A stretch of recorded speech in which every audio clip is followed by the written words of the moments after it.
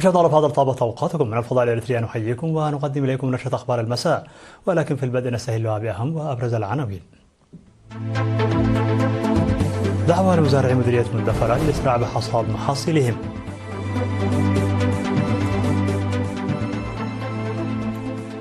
إحياء اليوم العالمي للسياحة في إقليم القاشبركة.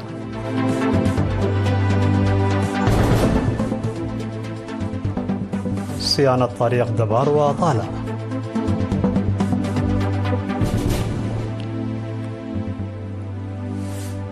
ترامب يوقف الاتصالات مع فنزويلا، ومادورو يعلن إحباط تفجير سفارة واشنطن.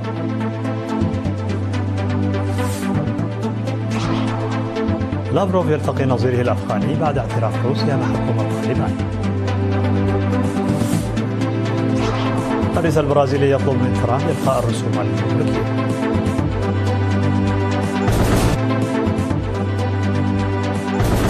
مرحبا بكم من العناوين إلى تفاصيل. دعا مسؤول مكتب الزراعة بمديرية مندفر السيد بلخت تخلص المزارعين بحصاد محاصيلهم في أسرع وقت ممكن مع تزايد احتمال هطول أمطار إضافية، وقال أن المحاصيل في حالة جيدة بفضل جهود المزارعين والهطول الجيد للأمطار في موسم الصيف المنصرم. وأضاف السيد بلخت في حديثه حول موسم الصيف أن المزارعين لم يتمكنوا من الاستفادة من الأمطار كما ينبغي بسبب تأخرها في بدء الهطول، موضحا بأن المحاصيل الصيفية وصلت إلى مرحلة النضج والجفاف بسبب هطول 1.50 ملم من الأمطار لمدة 77 يوما متتاليا منذ أواخر شهر يونيو. وأوضح أن إجمالي المساحة المزروعة والتي تزيد على 13,000 هكتار زرعت بنسبة 78% بالبقوليات، و21% بالحبوب، و1% منها بالبذور الزيتية. وأن المزارعون قاموا بتجهيز مزارعهم مسبقا متبعين أساليب التنوع والدورة الزراعية، مما ساهم ذلك في نمو المحاصيل ووصولها إلى مراحل مبشرة. وأشار إلى أنه تم توزيع منتجات مؤسسة حل حالي للأبحاث الزراعية من بذور القمح والذرة والبطاطا الحلوة المختارة على 80 مزارعا نموذجيا هذا الصيف، وإنها كانت مثمرة. ودعا مسؤول وحدة التنمية الاقتصادية السيد ماكليتس ميكائيل بدوره المزارعين لحصد محاصيلهم قبل هطول أمطار الخريف المتوقعة، مذكرا أن موسم الصيف أدى إلى إثراء المياه الجوفية وخلق آمالا طيبة للمزارعين المشاركين في تطوير الزراعة المروية. أحيا إقليم القاشبركة اليوم العالمي للسياحة في حفل نظم بمدينة تسني يوم 4 أكتوبر تحت شعار السياحة للتغيير المستدام. وذكر مسؤول قسم السياحة بالإقليم العقيد حامد يوسف أهمية قطاع السياحة في الاقتصاد الوطني، مذكرا إلى الحاجة للإدارة الجادة والمعاملة السليمة لاستغلال فوائد هذا القطاع بشكل مستدام. وقال رئيس فرع جمعية مقدمي الخدمات السيد فرزقي تسفاقرقيس أن الجمعية تعمل مع شركاء عامة وقسم السياحة وقسم الإيرادات الداخلية والمؤسسات الصحية والشرطة ووحدات القانون والنظام في المدن، خاصة لتطوير قطاع السياحة. وفي كلمته الختامية دعا حاكم إقليم القاشبركة السفير محمود علي حروي دعا مقدمي الخدمات إلى التركيز على ضمان جودة الخدمات وكفاءتها، مشيرا إلى الموارد السياحية التي يمتلكها الإقليم.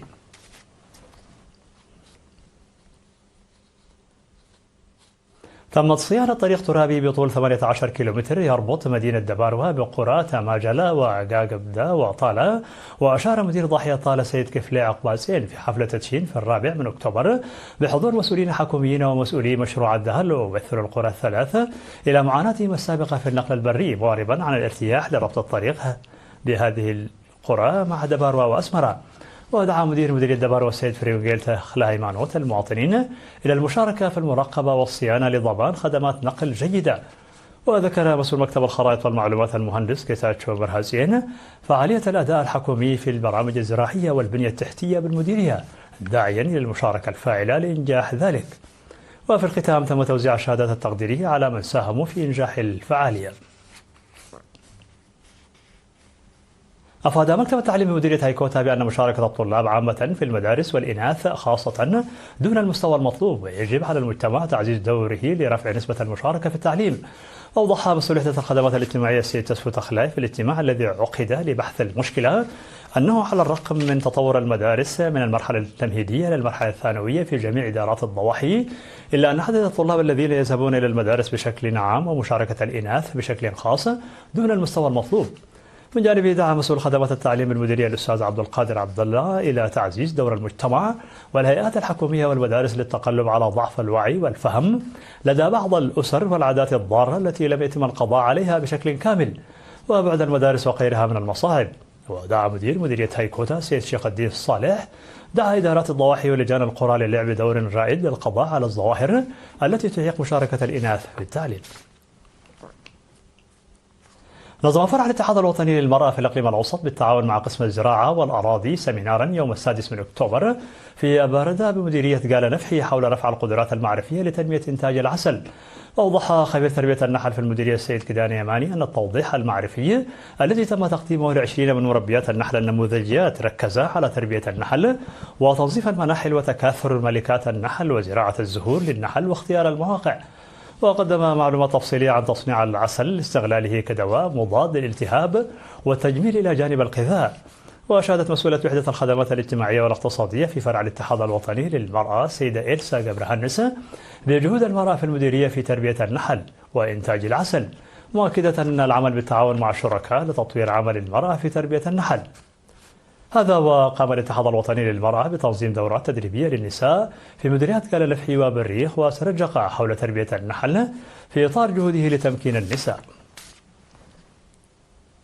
أفاد مسؤول الخدمات الصحية بالمديرية الممرض جيلاي موسازجي بأن مكتب الصحة بمديرية قلوج يقوم بإجراء حملة توعية واسعة النطاق تركز على طرق المكافحة والوقاية من مرض الملاريا والأمراض المنقولة بالمياه، وتهدف الحملة إلى رفع مستوى الوعي بالأمراض المعدية بشكل عام والملاريا والأمراض المنقولة بالمياه بشكل خاص للسيطرة على معدلات الإصابة.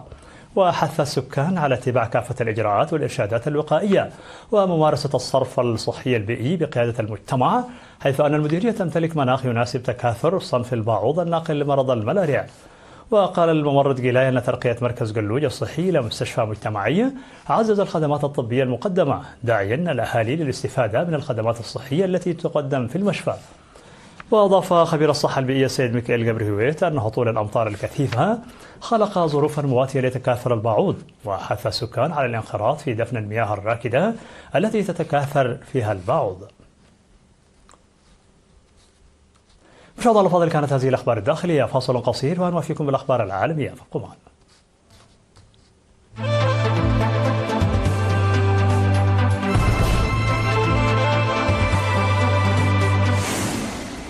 مرحبا بكم على الصيد العالمي. قال مسؤولون أمريكيون أن الرئيس دونالد ترامب أوقف جهود التوصل إلى اتفاق دبلوماسي مع فنزويلا مما يمهد لتصعيد عسكري محتمل، في حين قال الرئيس الفنزويلي نيكولاس مادورو أن جماعة إرهابية محلية خططت لزرع عبوة ناسفة في السفارة الأمريكية في كاراكاس.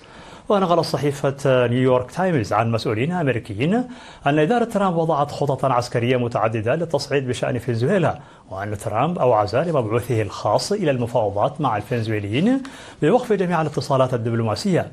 وكان الجيش الأمريكي قد نفذ 4 ضربات قاتلة في منطقة الكاريبي منذ الشهر الماضي، آخرها يوم الجمعة الماضي، وأسفرت عن مقتل 4 أشخاص.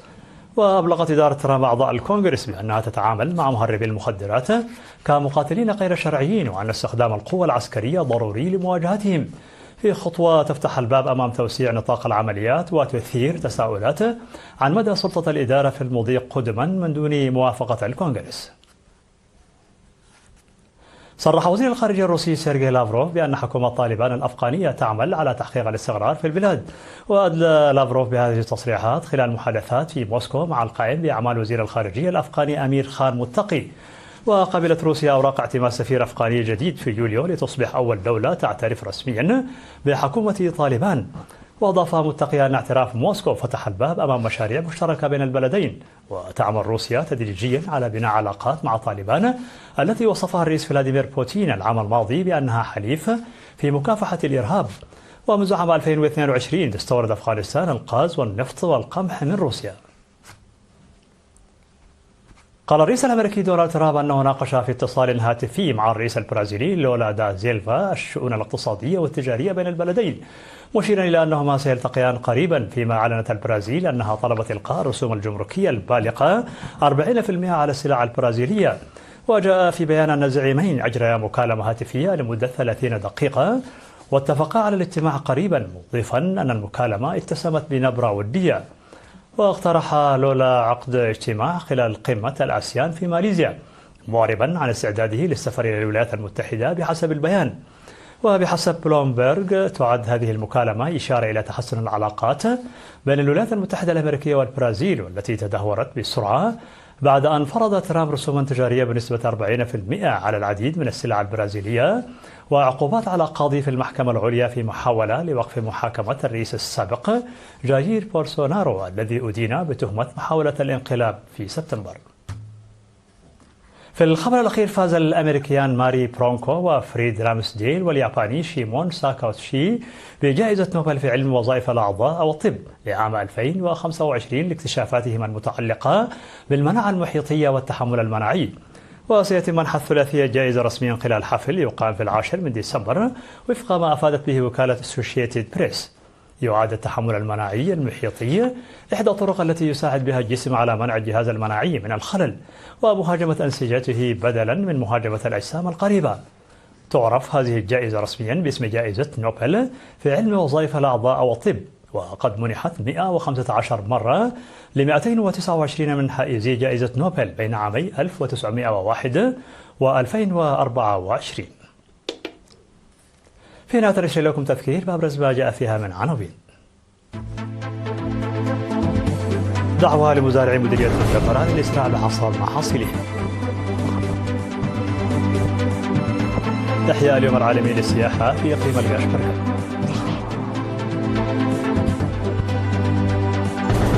صيانة طريق دبار وطالب.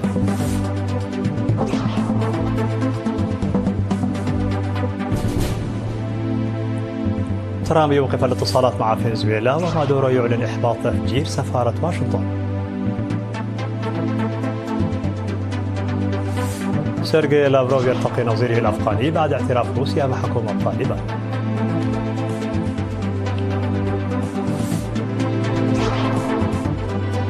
الرئيس البرازيلي يطلب من ترامب إلغاء الرسوم الجمركية.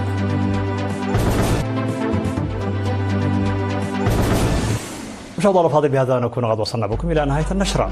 شكرا على حسن المتابعة، دمتم بألف خير.